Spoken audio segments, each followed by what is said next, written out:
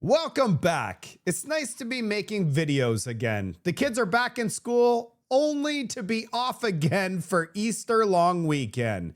The kids have almost as many vacation days as Mark Carney. I say almost because our prime minister flies around the world nonstop on vacation and we have nothing to show for it.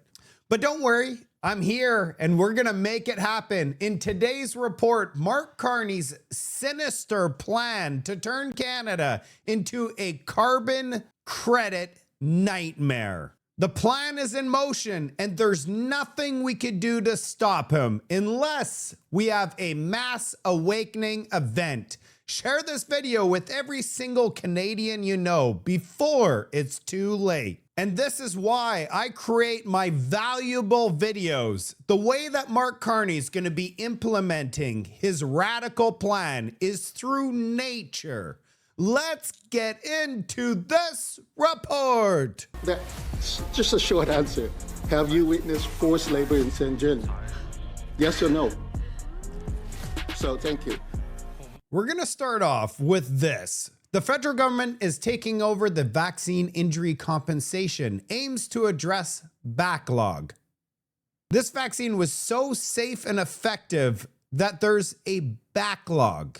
Nothing short from a miracle. Canada's economy grew 0.1% according to Statistics Canada in the month of January. Is it because Canada has now reached 2% of NATO spending, moving money around or doing whatever? Do you believe Statistics Canada's 0.1% growth?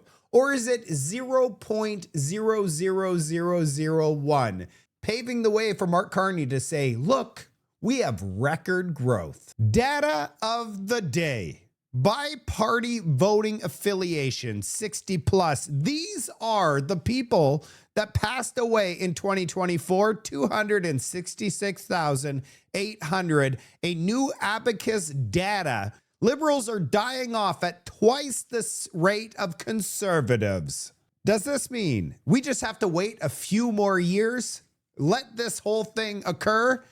And then we're going to get that change that we're looking for in Canada? Just putting it out there. You know, there's a lot of people out there that say bringing in millions of more people from other countries and offering them free everything will replace the losses easily, unfortunately. I just don't buy that because a lot of the immigrants are quite smart, actually. They want a better Canada, a better future with higher paychecks. You take a look at this comment. When it comes to many immigrants who, if and when they do become citizens, would vote for Pierre, only citizens can vote. The big news is these Chinese EVs that are coming to Canada, the US will not allow them to cross the border. So if you decide to buy one of these EVs, you're not able to drive it to the United States with your family. What a train wreck policy this is. Step 1, cut tariffs on Chinese EVs. Step 2, alienate the United States, our #1 trading partner. Step 3, get locked out of their market. I'm a data guy, so I want you to try to make sense of all this. So we removed tariffs on Chinese EVs for 49,000 vehicles in order to trade $5 or $6 billion worth of canola with China. But get this. We trade close to $1 trillion annually back and forth with the United States. So $6 billion represents nothing. I understand that canola farmers need this business, but is it really worth destroying our relationship with the United States for $6 billion?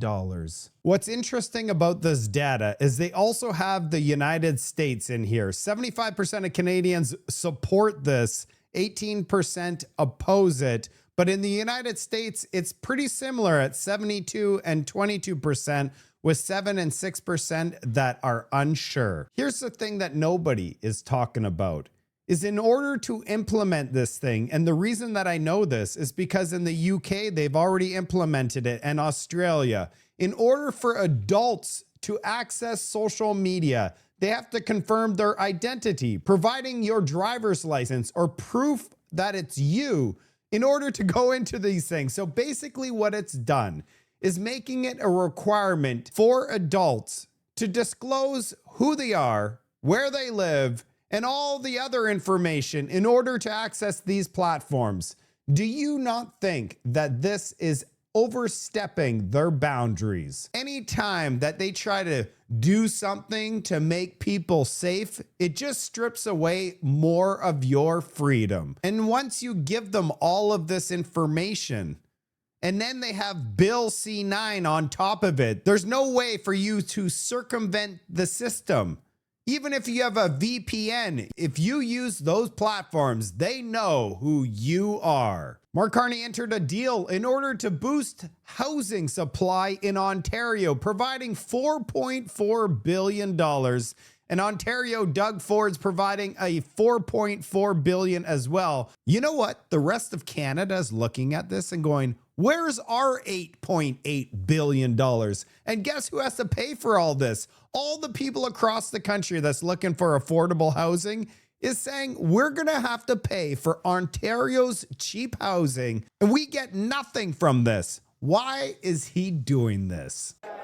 We've got the greatest candidate. 2 weeks before the Toronto by-elections that could give Mark Carney a majority government. Don't you love the sound of construction in the morning? The Prime Minister promising a tax cut to help fix one of Canada's most expensive housing markets. In recent years, they've been growing at an unsustainable rate, increasing the cost of every new home. Carney cutting the GST on new builds under $1 million and promising to cut development charges by 50% over 3 years. Taxes cities collect from developers to pay for things like sewers and roads and new subdivisions. Benefits only for Ontario. This is going to lower upfront costs and create certainty for builders to build the affordable homes so Ontarians can buy and rent. But that only happens if cities agree.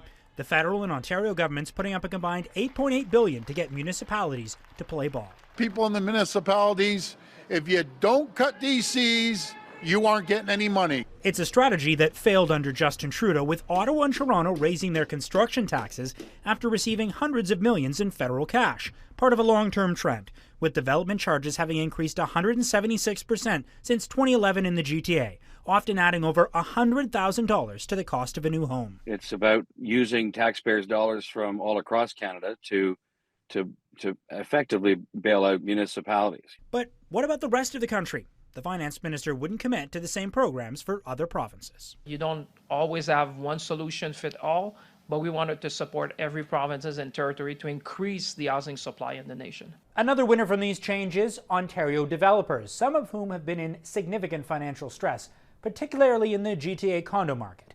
And if those developers pass on the tax savings, a big loser could be existing homeowners, as resale prices would likely drop. Just so people are aware, instead of reducing taxes on development charges by the municipalities or reducing taxes in general, what they've done here is provided cash. They've provided taxpayer cash to subsidize this entire Ponzi scheme. So provide money towards the development charges instead of reducing the charges. Pierre Poilievre said in his election campaign he would get development charges reduced. Instead, they're going to be increasing development charges, and the federal government's going to be feeding the coffers of the municipalities. This thing is out of control. And as soon as this announcement was made, it's already started. Look, $24,000 increase overnight for new construction. Builders are raising their prices because starting today, April 1st, developers in the province are offering this huge tax discount. Welcome to the higher prices built in. So everybody's aware, 9 provinces are funding the profits of builders in Ontario. You can't make any of this stuff up. It's official. Alberta independence petitions surpasses signature threshold, paving the way to October 2026 independence vote. Sam Cooper, an award-winning journalist that knows everything about China's influence in Canada, says here, floor crosser Michael Ma at his Markham Riding fundraiser, this is an outlier year for floor crossers. Under the new Prime Minister, whose top policy is moving Canada closer to China, the geopolitical enemy of the United States, Carney is playing with fire here. His legacy may be tighter borders with the United States. And I completely agree with him. We are playing with fire. And Mark Carney moving us towards China is in a direct conflict with President Donald Trump, with Canada, United States sharing the longest open border on planet Earth. The Globe and Mail reports that the government looks to prorogue the government if the Liberals sweep the by-elections on April 13th. Mark Carney read this headline and came out and said this. If you get a majority government in 10 days, are you considering proroguing Parliament, which may get in the way of any potential legislation? Okay, I can answer the second one first. Absolutely not. It has never even entered my thinking, the possibility of that. So I couldn't have been more surprised to see a suggestion that was under consideration. Alors, en français, c'est aucune chance. On va faire une prorogation du Parlement.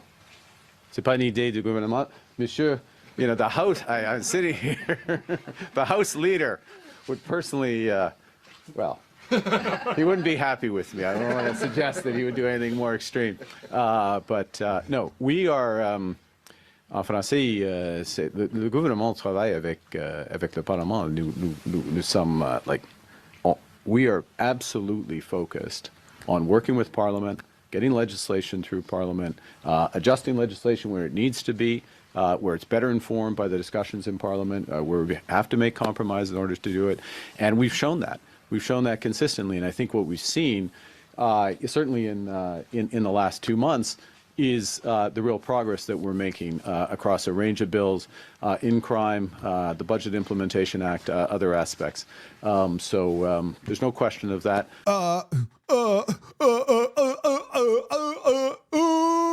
Like, honestly, what kind of response is that? I'm sorry I had to put you through that, but you know what? I want people to save this clip because I have a feeling we're going to see him reverse on his position here and prorogue government. Why would he do that? It's because in all these committees to get all these bills passed, with a majority, he wants to prorogue government for 1 day, reset all the committees so that he could just power through and get everything approved. He doesn't want to work with other parties to approve anything. He wants the power of a king. Let's move to our top story today. Isn't he cute, this beautiful frog? Yeah, nature. Something that we could all agree on, that we want to protect nature. That is Mark Carney's way to slide in the back door, something that is so nefarious and terrifying. We're going to get into it, but we're going to be spending $3.8 billion for nature, something that is free. Nature is free. What exactly are we spending all this money for? He also wants to get the private sector to invest in nature as well. It doesn't make sense, but it does after I explain to you why. We're going to listen to Mark Carney's announcement on the $3.8 billion for nature. Don't worry, it's only 40 seconds long. This is an ambitious new plan that invests $3.8 billion of new funds across 3 pillars: protecting nature, building Canada well, and valuing nature and mobilizing capital. Nature is a force for our well-being. When we're protecting nature, we're protecting Canadians, the air we breathe, the water we drink, the rivers we swim in. That's why today we are putting in place enduring mechanisms to achieve that goal of protecting 30% of our lands and waters by 2030. Just so people are aware, how many times do you think that this guy goes and swims in a river or walks around in nature in Canada? I guarantee you, if he were to lose in an election tomorrow, he would take the very first, and I mean very first flight out of here, go to New York or somewhere in Europe and Italy and sip on his fine wine. He would not spend one more day in Canada, guaranteed. He would be gone. Let's try to make sense of his $3.8 billion investment for nature, something that is free. Carbon credits and 15-minute cities. Who's ready? Carney has never hidden his loyalties. He's a key figure within the World Economic Forum, a trusted architect of Klaus Schwab's Great Reset. He doesn't just support stakeholder capitalism, he helped design its playbook. He spent the last several years preparing the framework for an economic transition that replaces national interest with global compliance, freedom with surveillance, and sovereignty with dependency. Carney's language is the same coded language used by every WEF loyalist: sustainability, resilience, inclusion, and climate finance. But decode that language and the reality is much darker. What they call climate finance is the commodification of nature, turning forests, oceans, carbon footprints, and even your personal behavior into financial instruments to be tracked, traded, and controlled. It's not about protecting the environment. It's about creating a new asset class for the elite. And once human behavior becomes an asset, it can also become a liability, something to be taxed, fined, or restricted.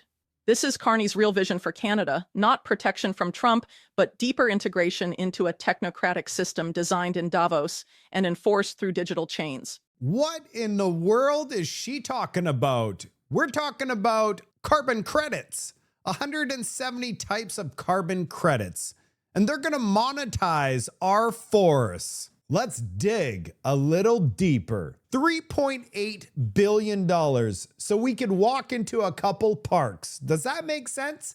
No, because of the third pillar. Let's hear about this third pillar so that we understand why they need all of this money. That gets me to talk a bit about the third pillar, which is there is actually an expert task force that's being put together specifically to actually look at how do we value nature, but also how do we mobilize capital for nature? And so that's part of actually what this nature plan is going to be looking at, is how.